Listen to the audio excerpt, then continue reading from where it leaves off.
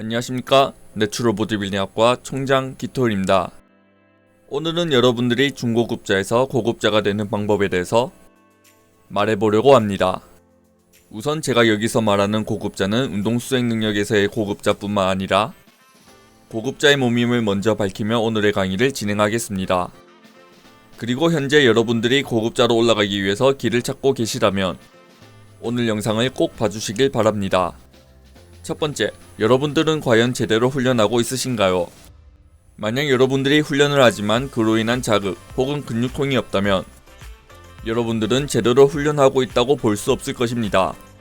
이는 여러분들의 식단의 문제가 아닌 훈련의 문제일 것입니다. 훈련에서의 문제점은 크게 두 가지로 볼 수 있습니다. 첫 번째, 고강도를 뽑아내지 못하는 경우. 두 번째, 올바른 자세로 훈련하지 못하는 경우. 첫 번째부터 살펴보겠습니다. 첫 번째인 고강도를 뽑아내지 못하는 경우는 아무래도 RIR을 너무 남겨두거나 RPE를 너무 낮게 남겨두는 것일 겁니다. 그렇다면 여러분들은 훈련으로 인한 충분한 자극, 즉 고강도를 뽑아내지 못한다는 말입니다. 두 번째인 올바른 자세로 훈련을 못하는 경우는 여러분들이 타깃하는 부위를 훈련하지 못한다는 것을 의미합니다. 다관절 운동에서는 특정 부위를 타깃하기 어렵지만 단순관절 운동에서는 올바른 자세로 원하는 부위를 정확하게 타깃하는 것이 중요해집니다. 특히 본인의 약점을 보완하는 측면에서는 그 중요성이 커질 것입니다. 그리고 일반적으로 여러분들이 할 수 있는 최대 가동 범위에서의 훈련은 더 좋은 결과를 가져올 것입니다. 예를 들어 여러분들이 실제로 들 수 있는 무게가 100kg임에도 불구하고 150kg, 200kg를 들지 말라는 이야기입니다. 하지만 많은 분들이 100kg를 들 수 있는 수준임에도 150kg, 200kg를 들면서 개수는 5개, 6개를 진행합니다. 물론 목적에 따라 도움이 될 수도 있지만 이처럼 진행한다면 여러분들은 치팅을 하게 될 것이고 치팅을 할 수밖에 없을 것입니다. 그러면 여러분들은 타겟하는 부위를 제대로 훈련할 수 없게 될 것입니다. 두 번째, 여러분들은 꾸준히 하시나요? 좋은 몸, 증량을 하기 위해서는 꾸준히 할 필요가 있습니다. 그리고 꾸준히 무언가를 하기 위해서는 지속할 수 있는 형태여야 합니다. 지속할 수 있는 형태를 만들기 위해선 첫 번째, 여러분들의 스케줄에 훈련 계획이 들어가야 합니다. 예를 들어 여러분들이 주에 3회밖에 운동을 못한다면 주 4회 훈련 루틴을 하지 말라는 것입니다. 그렇다면 주 4일 동안 진행하는 훈련 볼륨을 주 3일의 훈련 볼륨으로 압축시켜 운동을 진행하는 것이 좋습니다. 반면 주 4일 운동을 하지만 주 5일 운동을 할 수 있는 상황이 온다면 주 4일의 운동량을 주 5일로 늘려서 총 볼륨량을 평소와 같이 일정하게 유지하는 것이 좋을 것입니다. 두 번째, 폭식, 단식, 금지. 꾸준히 하기 위해서는 여러분들이 지속할 수 없는 식단을 해서는 안 됩니다. 주중에 단식을 하고 주말에는 폭식을 하거나 오전 오후엔 단식을 하고 저녁에 폭식을 하는 식단은 결코 좋은 다이어트 방법이 아니고 지속할 수 없는 식단입니다. 세 번째, 식사 타이밍을 너무 복잡하게 짜지 말 것. 식사 타이밍도 간단해야 꾸준히 식단을 이어갈 수 있습니다. 네 번째, 직접 요리해서 식사를 하고 외식을 절제하기. 이것이 여러분들이 매크로를 정확하게 섭취할 수 있는 가장 좋은 방법입니다. 여러분들이 설정한 매크로를 정확하게 먹기 위해서는 직접 만들어 드시는 것이 가장 좋습니다. 되게 많은 보디빌더들은 몇 가지 식사를 돌려가면서 먹습니다. 예를 들어 닭가슴살이 질리면 소고기나 생선으로, 계란이 질리면 초콜릿이나 아몬드 등으로.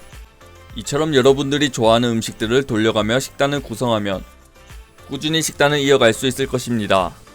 다섯 번째, 체지방을 줄이기 위해서 유산소를 진행하지 말 것. 체지방을 빼기 위해서 가장 중요한 것은 활동량도 아니고 유산소 양도 아니고 식단입니다. 유산소를 늘리거나 추가시키는 것은 시간적으로 비효율적이고 오래 지속할 수 없습니다. 여섯 번째, 운동을 하는 것이 아닌 훈련을 할 것. 우리는 체지방을 줄이기 위해서 운동을 하는 것이 아닙니다. 우리는 근육을 키우기 위해서 훈련을 하는 것입니다. 운동을 더 많이 한다고 해서 근육을 더 크고 빠르게 자라게 할 수 없습니다. 세 번째, 변인 찾기. 변인 찾기 혹은 변수 찾기라고 이해해 주시면 될 것입니다. 그렇다면 무엇에 대한 변인을 찾느냐가 중요한데요. 결국 중급자라면 고급자가 안 되는 이유를 찾아야 한다는 말입니다. 바로 본인의 운동 퍼포먼스가 떨어지는 변수, 그리고 몸이 좋아지지 않는 이유를 찾아내는 것입니다. 이유는 1개부터 10개까지 다양할 것입니다. 그리고 찾은 변수들을 줄여나가면 퍼포먼스가 줄어들지 않고 올라갈 것입니다. 또한 변수를 줄여나가면 몸은 당연하게 좋아질 것입니다. 초중급자들이 중고급자가 되지 못하는 이유는 물론 여러가지가 있겠지만 저는 바로 변인 찾기에서 발견합니다. 어제 술 먹었더니 힘이 부족해. 운동을 해도 몸이 안 좋아져. 위 얘들은 제 주변 지인들이 말하는 이야기입니다. 그러면 저는 이렇게 말합니다. 술을 먹었으니 퍼포먼스가 안 나오는 것이고 치킨을 먹었으니 몸이 안 좋아지는 것이라고요. 몸이 좋아지기 위해서는 몸이 안 좋아지게 만드는 변수를 없애야 합니다. 한 번에 없애는 것은 어려우니 차근차근 줄여나가야 합니다.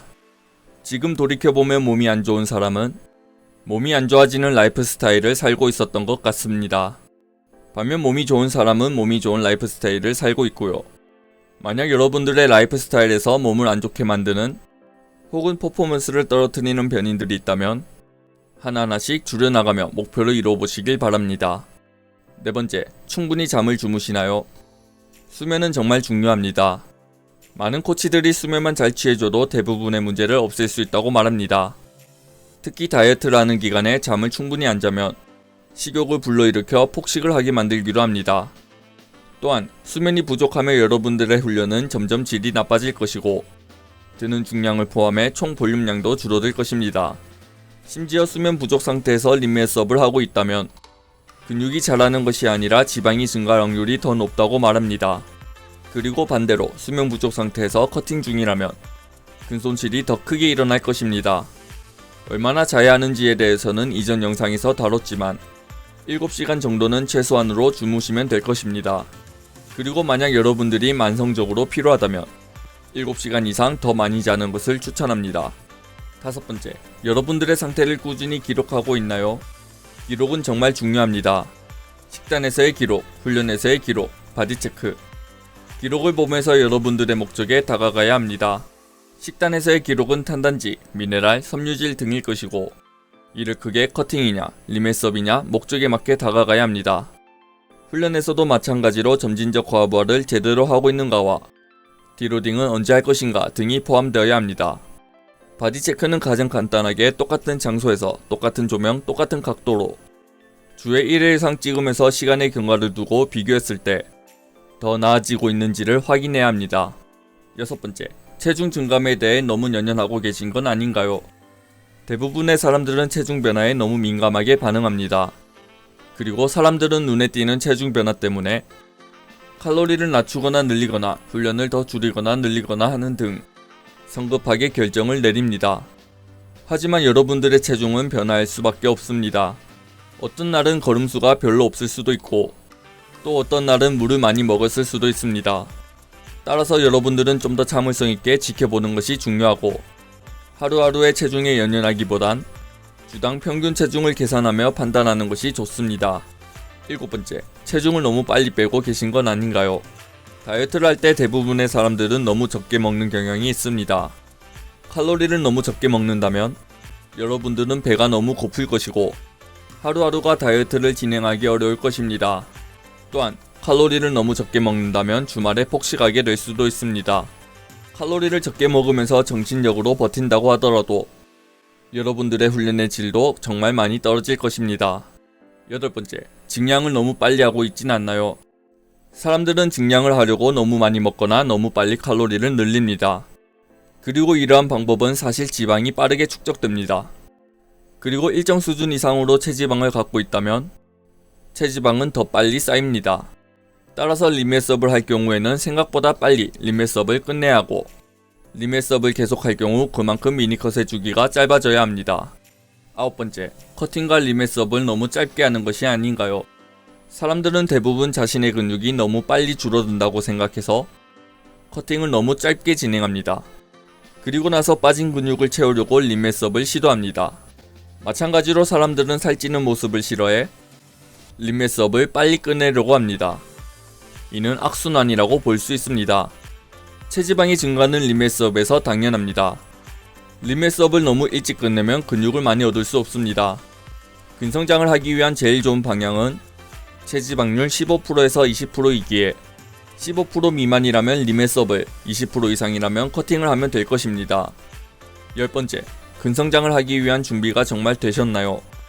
만약 여러분들이 다이어트든 리맷업이든 목표를 향해 나아가고 있음에도 여러분들의 체중과 눈바디의 변화가 없다면 결국 여러분들은 과하게 말해 헛짓거리를 하고 있는 것입니다. 슬프게도 많은 초중급자부터 중급자까지도 헛짓거리를 하고 있습니다. 간단합니다. 운동은 매일 하는데 몸에 변화가 없다. 식단은 매일 하는데 몸에 변화가 없다. 결과가 안 좋다면 과정이 안 좋다는 말입니다. 만약 여러분들이 이런 분들에게 가서 현재 운동 목적이 어떻게 되냐고 물어본다면 저는 근육은 얻고 싶고 체지방은 줄이고 싶어요 라고 말할 것입니다. 그러면 이어서 여러분들이 최근 몇 주째 그렇게 훈련하고 있냐고 물어본다면 이렇게 한지는 좀 됐죠 라고 말하면 멋쩍게 웃을 것입니다. 초중급자나 중고급자가 고급자가 되지 못하는 이유는 단 한 가지입니다. 그들은 현재 그 몸을 유지할 정도의 훈련과 식습관을 갖고 있는 것입니다. 그들의 훈련법과 식단은 더 이상 고급자로 가기 위한 훈련법과 식단이 아니라 현재 그 몸을 유지할 정도의 훈련과 식습관이라는 말입니다. 현재 미트리로 받는 모든 수익금을 기부하고 있습니다. 많은 구매 바랍니다. 오늘의 영상이 유익하셨다면 좋아요, 구독, 알람 설정 부탁드립니다.